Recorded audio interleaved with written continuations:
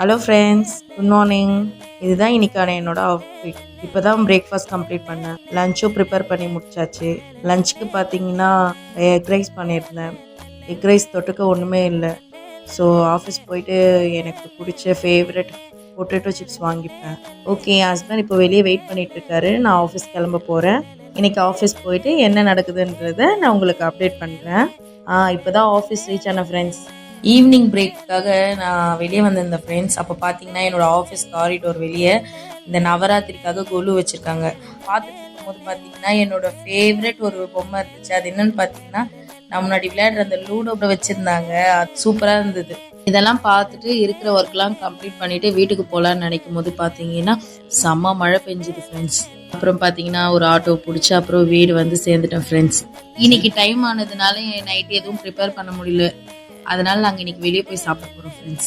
இப்போ நான் கிளம்புறேன். Bye friends. நாளைக்கு இதே மாதிரி புது வீடியோ போடுறேன். அண்டு சப்ஸ்கிரைப் அண்ட் கமெண்ட் பண்ணுங்கள் ஃப்ரெண்ட்ஸ்.